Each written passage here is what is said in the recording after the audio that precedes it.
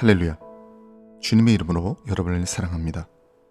오늘은 요한복음 12장을 읽고 함께 은혜를 나누도록 하겠습니다.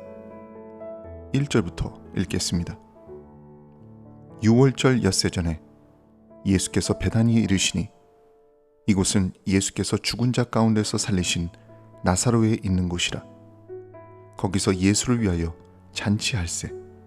마르다는 이를 보고 나사로는 예수와 함께 앉은 자 중에 있더라. 마리아는 지극히 비싼 향유 곧 순전한 나드 한 근을 가져다가 예수의 발에 붓고 자기 머리털로 그의 발을 씻으니 향유 냄새가 집에 가득하더라. 제자 중 하나로서 예수를 잡아줄 가룟 유다가 말하되 이 향유를 어찌하여 300데나리온에 팔아 가난한 자들에게 주지 아니하였느냐 하니, 이렇게 말함은 가난한 자들을 생각함이 아니요 저는 도적이라 돈꾀를 맞고 거기 넣는 것을 훔쳐 가미러라. 예수께서 가라사대 저를 가만두어 나의 장사할 날을 위하여 일을 두게 하라. 가난한 자들은 항상 너희와 함께 있거니와 나는 항상 있지 아니하리라 하시니라. 유대인의 큰 무리가 예수께서 여기 계신 줄을 알고 오니 이는 예수만 위함이 아니요 죽은 자 가운데서 살리신 나사로도 보려 함이러라. 대제사장들이 나사로까지 죽이려고 모의하니 나사로 까닭에 많은 유대인이 가서 예수를 믿음이러라. 그 이튿날에는 명절에 온 큰 무리가 예수께서 예루살렘으로 오신다 함을 듣고 종려나무 가지를 가지고 맞으러 나아가 외치되 호산나 찬송하리로다. 주의 이름으로 오시느니 곧 이스라엘의 왕이시여 하더라. 예수는 한 어린 나귀를 만나서 타시니 이는 기록된 바 시온 따라 두려워 말라. 보라 너희의 왕이 나귀 새끼를 타고 오신다 함과 같더라. 제자들은 처음에 이 일을 깨닫지 못하다가 예수께서 영광을 얻으신 후에야 이것이 예수께 대하여 기록된 것임과 사람들이 예수께 이같이 한 것인 줄 생각났더라. 나사로를 무덤에서 불러내어 죽은 자 가운데서 살리실 때에 함께 있던 무리가 증거한지라. 이에 무리가 예수를 맞으면 이 표적 행하심을 들었음이러라. 바리새인들이 서로 말하되 볼지어다 너희 하는 일이 쓸데없다. 보라 온 세상이 저를 쫓는도다 하니라. 명절에 예배하러 올라온 사람 중에 헬라인 몇이 있는데 저희가 갈릴리 벳세다 사람 빌립에게 가서 청하여 가로되 선생이여 우리가 예수를 배웠고자 하나이다 하니, 빌립이 안드레에게 가서 말하고 안드레와 빌립이 예수께 가서 여짜온대 예수께서 대답하여 가라사대 인자의 영광을 얻을 때가 왔도다. 내가 진실로 진실로 너희에게 이르노니 한 알의 밀이 땅에 떨어져 죽지 아니하면 한 알 그대로 있고 죽으면 많은 열매를 맺느니라. 자기 생명을 사랑하는 자는 잃어버릴 것이요 이 세상에서 자기 생명을 미워하는 자는 영생하도록 보존하리라. 사람이 나를 섬기려면 나를 따르라. 나 있는 곳에 나를 섬기는 자도 거기 있으리니 사람이 나를 섬기면 내 아버지께서 저를 귀히 여기시리라. 지금 내 마음이 민망하니 무슨 말을 하리요. 아버지여 나를 구원하여 이 때를 면하게 하여 주옵소서. 그러나 내가 이를 위하여 이 때에 왔나이다. 아버지여 아버지의 이름을 영광스럽게 하옵소서 하시니 이에 하늘에서 소리가 나서 가로되 내가 이미 영광스럽게 하였고 또다시 영광스럽게 하리라 하신대 곁에 서서 들은 무리는 우레가 울었다고도 하며 또 어떤 이들은 천사가 저에게 말하였다고도 하니 예수께서 대답하여 가라사대 이 소리가 난 것은 나를 위한 것이 아니요 너희를 위한 것이니라. 이제 이 세상의 심판이 이르렀으니 이 세상 임금이 쫓겨나리라. 내가 땅에서 들리면 모든 사람을 내게로 이끌겠노라 하시니, 이렇게 말씀하심은 자기가 어떠한 죽음으로 죽을 것을 보이심이로라. 이에 무리가 대답하되, 우리는 율법에서 그리스도가 영원히 계신다함을 들었거늘 너는 어찌하여 인자가 들려야 하리라 하느냐? 이 인자는 누구냐? 예수께서 가라사대, 아직 잠시 동안 빛이 너희 중에 있으니 빛이 있을 동안에 다녀 어두움에 붙잡히지 않게 하라. 어둠에 다니는 자는 그 가는 바를 알지 못하느니라. 너희에게 아직 빛이 있을 동안에 빛을 믿으라. 그리하면 빛의 아들이 되리라. 예수께서 이 말씀을 하시고 저희를 떠나가서 숨으시니라. 이렇게 많은 표적을 저희 앞에서 행하셨으나 저를 믿지 아니하니 이는 선지자 이사야의 말씀을 이루려 하심이라. 가로되, 주여, 우리에게 들은 바를 누가 믿었으며 주의 팔이 뉘게 나타났나이까 하였더라.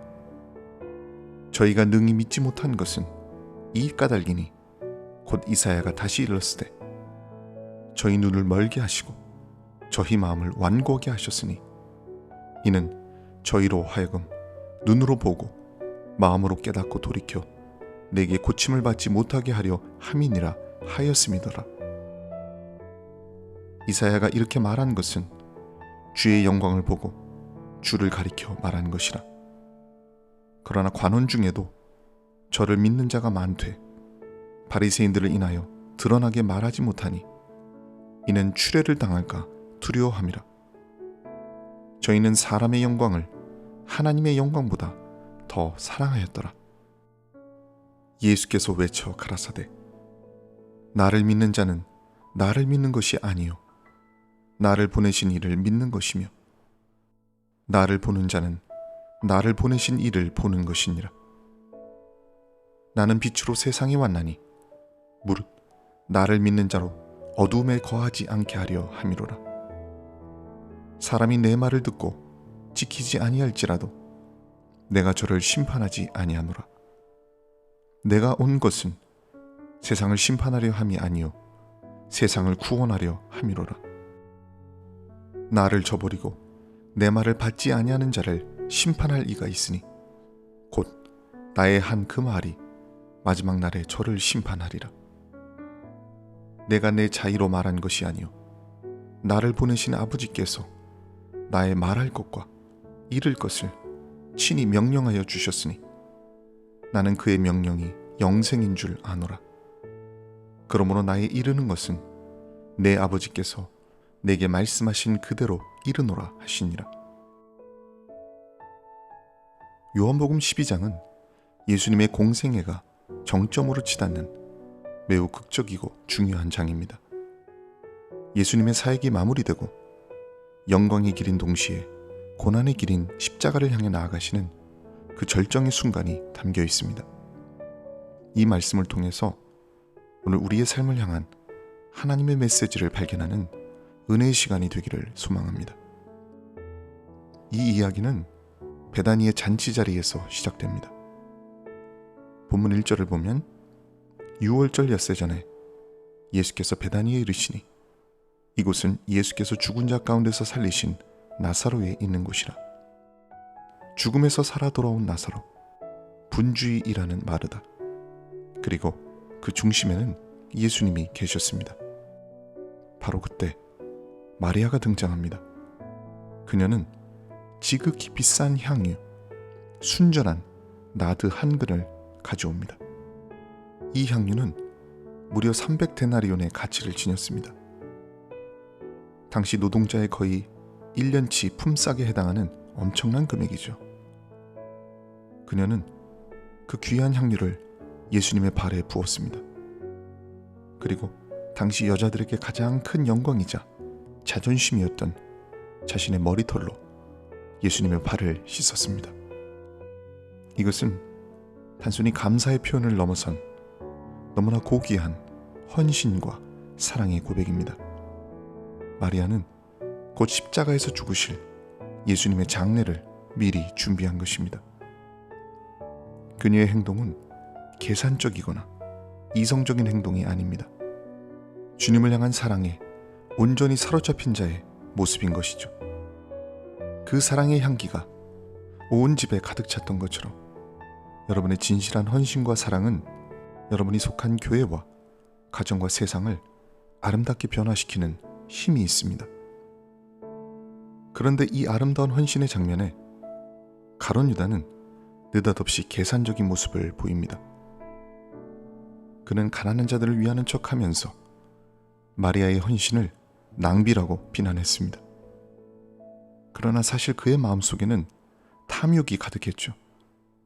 이는 사랑과 탐욕, 헌신과 위선의 극명한 대조를 보여줍니다.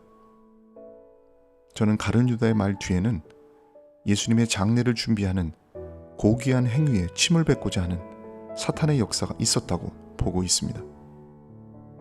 오늘 우리의 모습은 어떻습니까?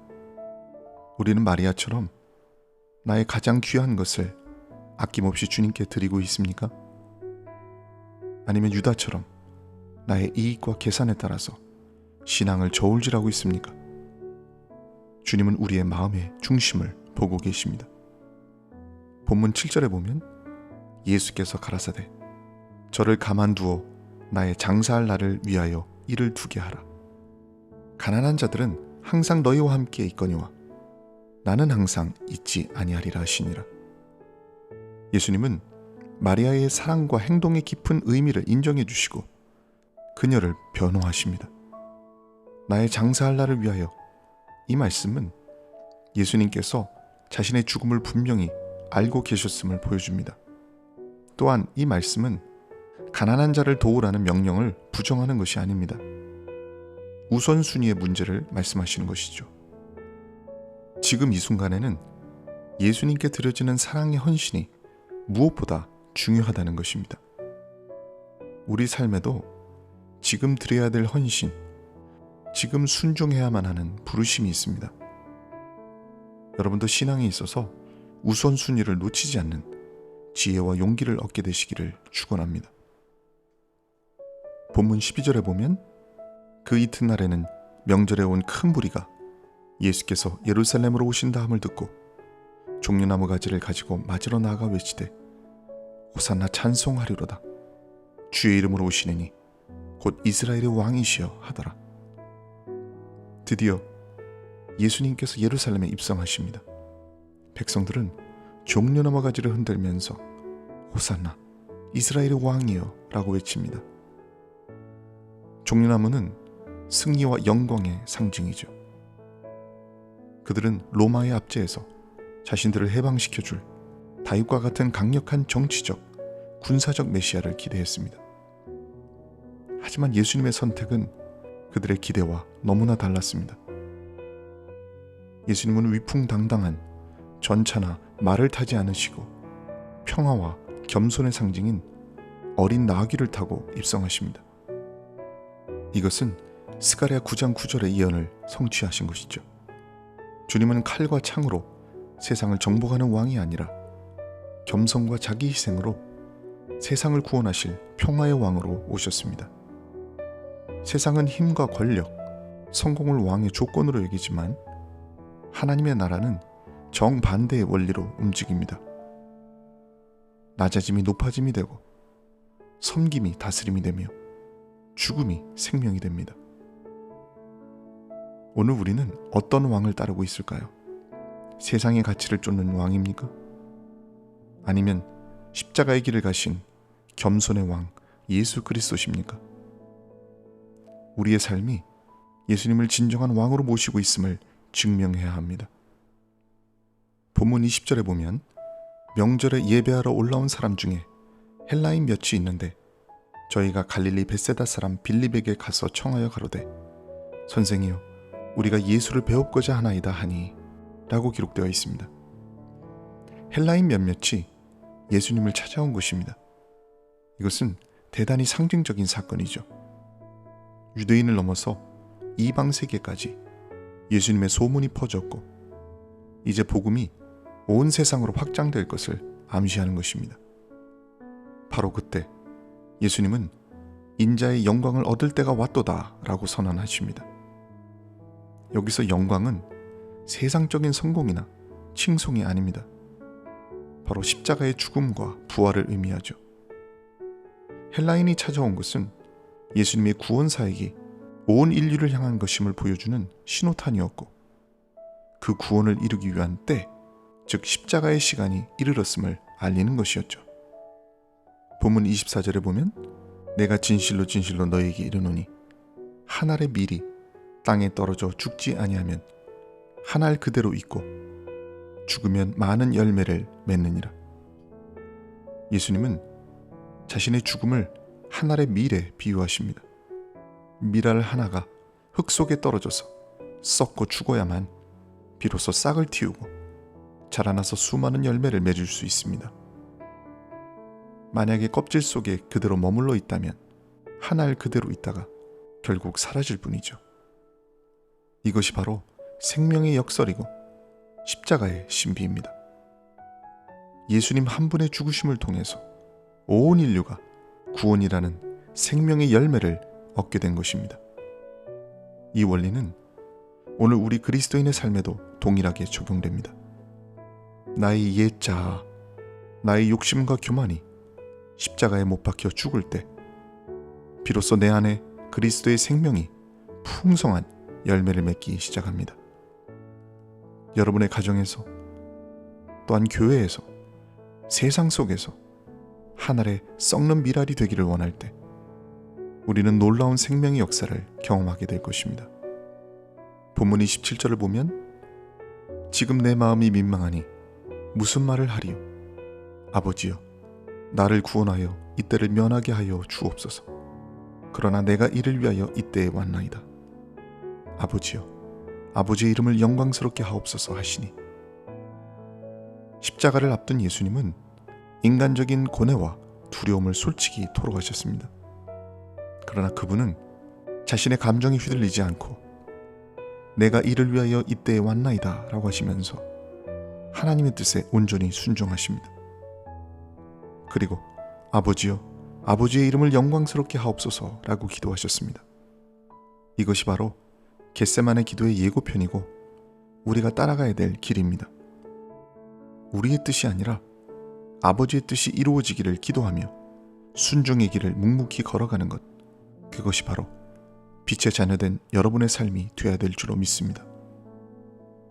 본문 37절부터 보면 이렇게 많은 표적을 저희 앞에서 행하셨으나 저를 믿지 아니하니 이는 선지자 이사야의 말씀을 이루려 하심이라. 가로되 주여, 우리에게서 들은 바를 누가 믿었으며 주의 팔이 뉘게 나타났나이까 하였더라. 사도 요한은 수많은 기적을 보면서도 예수를 믿지 못하는 무리의 완악함을 지적하면서 이사야 선지자의 예언이 성취된 것이라고 설명합니다. 이는 하나님께서 강제로 그들의 마음을 닫으셨다는 의미는 아닙니다. 빛이 비추었음에도 불구하고 스스로 눈을 감고 마음을 닫아버린 인간의 완고함과 불순종의 결과를 보여주는 것이죠. 진리를 거부하는 선택이 계속될 때 영적으로 무감각한 상태에 이르게 된다는 무서운 경고인 것입니다. 본문 42절부터 보면 그러나 관원 중에도 저를 믿는 자가 많되 바리새인들을 인하여 드러나게 말하지 못하니 이는 추례를 당할까 두려워함이라. 저희는 사람의 영광을 하나님의 영광보다 더 사랑하였더라. 사람들 중에는 마음으로는 믿었지만 사람들로부터 오는 불이익과 비난이 두려워서 신앙을 고백하지 못하는 이들도 있었습니다. 그들은 하나님의 영광보다 사람의 영광을 더 사랑한 것이죠. 오늘날에도 이런 모습은 쉽게 발견됩니다. 세상의 기준과 사람들의 시선 때문에 진리 앞에서 침묵하고 신앙인으로서의 정체성을 감추면서 살아가는 그리스도인들이 얼마나 많은지 모릅니다. 우리는 무엇을 더 두려워하고 무엇을 더 사랑하고 있습니까? 우리는 스스로를 돌아봐야 합니다. 본문 44절부터 보면 예수께서 외쳐 가라사대 나를 믿는 자는 나를 믿는 것이 아니요 나를 보내신 이를 믿는 것이며 나를 보는 자는 나를 보내신 이를 보는 것이니라. 나는 빛으로 세상에 만나니 무릇 나를 믿는 자로 어둠에 거하지 않게 하려 함이로라. 요한복음 12장은 예수님의 마지막 외침으로 끝을 맺습니다. 예수님은 자신이 바로 세상의 빛이라고 선포하십니다. 예수를 믿는 것은 어둠에서 벗어나 빛 가운데로 나아가는 유일한 길입니다. 예수님을 거부하는 것은 영원한 어둠 속에 머무는 것이죠. 이것은 심판의 선언이자 동시에 우리를 빛으로 초대하시는 마지막 사랑의 호소입니다. 사랑하는 성도 여러분, 요한복음 12장은 우리에게 묻습니다. 당신은 누구처럼 살겠습니까? 자신의 가장 귀한 것을 깨뜨려 주님께 드린 마리아입니까? 아니면 자신의 탐욕을 위해서 주님을 팔았던 가룟 유다입니까? 당신은 겸손의 왕을 맞이하시겠습니까? 아니면 세상의 왕을 쫓겠습니까? 하늘의 미랄로 썩어져 많은 열매를 맺는 삶을 살겠습니까? 아니면 사람의 영광을 구하면서 어둠 속에 머물러 계시겠습니까? 오늘 이 말씀을 통해서 우리의 삶이 다시 한번 주님의 십자가 앞에 서기를 원합니다. 그 십자가는 끝이 아니라 영광의 시작이고 죽음이 아니라 생명의 시작입니다. 그 십자가의 길을 믿음으로 따라감으로써 우리의 삶을 통해 풍성한 생명의 열매를 맺고 이 어두운 세상에 참된 빛을 비추는 저와 여러분이 되시기를 주님의 이름으로 축원합니다.